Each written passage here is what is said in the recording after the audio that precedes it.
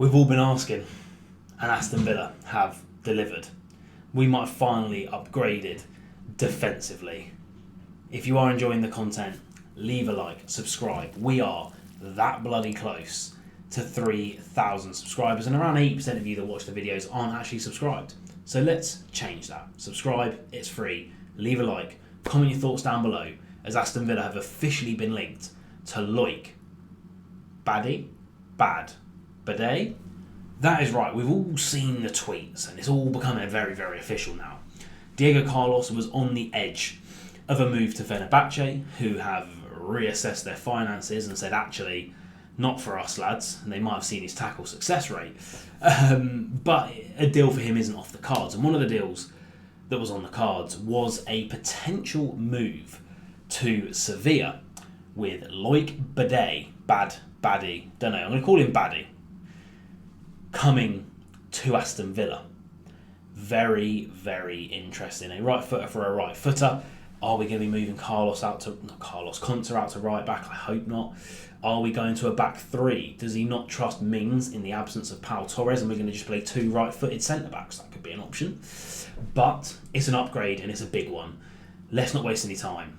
Let's get into the stats. So first of all, let's all shed a tear for what we are losing. It's a 31-year-old who runs at the same pace as a cow, unfortunately. Diego Carlos, since that injury that he got when he first signed for Villa, just hasn't been very good, has he?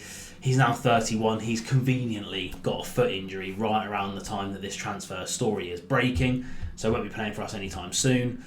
This season, he started 8 games, and literally the only thing I ever need to do with Diego Carlos is just go to that. He's the worst 7% in the league. Got an itchy back. Worst 7% in the league for tackle wins. He's the worst 10% in the league for winning duels. He's the worst 27th% in the league for winning aerial duels. He's the worst 24th% in the league for the amount of interceptions that he's got. He's the worst 7th. I mean, do I need to go on? I don't think I need to go on, do I? I don't think I need to go on. He only completes 89% of his passes as well. So no one's going to shed a tear over the loss of Diego Carlos, I don't think. Now, the reported deal with Fenerbahce was about 10 million euros. Again, they've pulled out with apparently multiple. Hello, Fabrizio, like that, here we go. Multiple other clubs interested in it. One of those being Sevilla.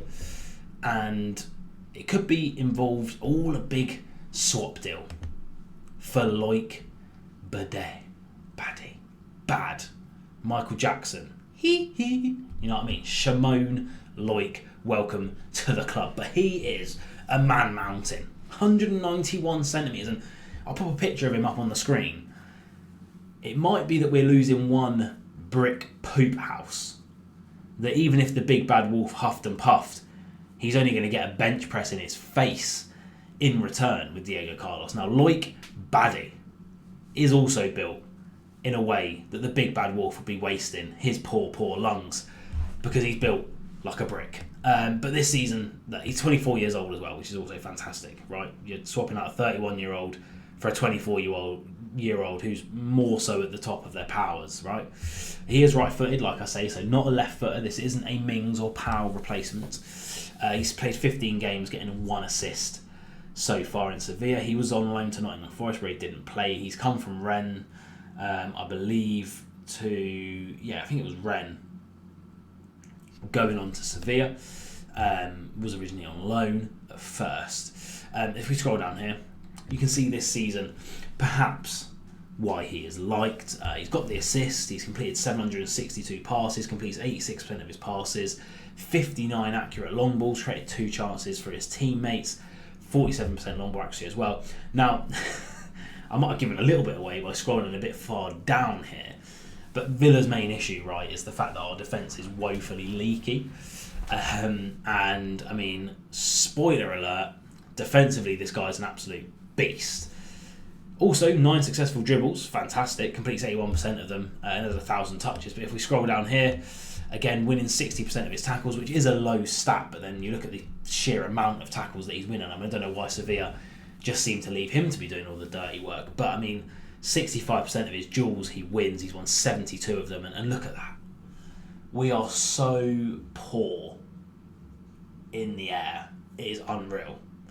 At least this man wins about 70% of his aerial duels. Oh, and he's won 31 of them so far this season. 66 recoveries as well, 15 interceptions. Defensively a beast. Now, he had a breakout season in La Liga last year.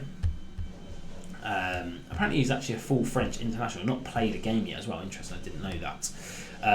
But again, last season, bit of a breakout season for him. Again, the 1 assist, over 1,000 passes, 11 dribbles. He must like going forward with the ball a little bit. But again, you know, that tackle success rate, decent, 60%. Nearly the top of the league for tackles, right? Top 2% of tackles in the league. 65% of his aerial duels, 63% of his duels. It's just literally, it's just green everywhere. Like, it is always green everywhere. And I think he won the Europa League 2022-2023.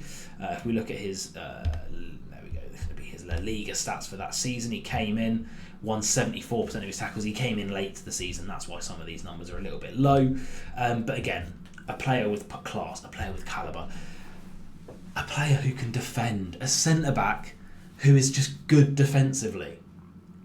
Villa, you're actually doing miracles this January. So I haven't done a very good job of hiding the fact that I would very much like this deal to go through. It's being reported everywhere. A lot of the in the knows from Spain originally started to get this story some traction, and now it's been picked up by the big boys. Fabrizio Romano's all over it like a rash, as he always is, the man that never sleeps during January and the summer.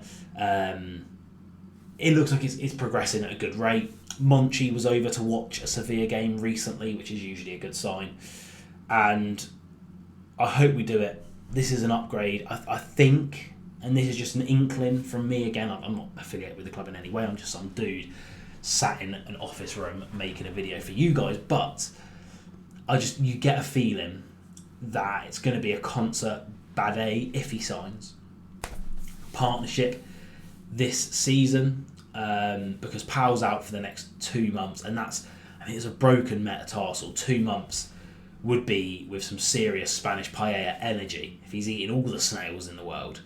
Mings, I'm not sure is going to be trusted anymore. Fantastic in the air, a great leader defensively after such a big injury. The second time he's done that ACL, 30-ish years of age.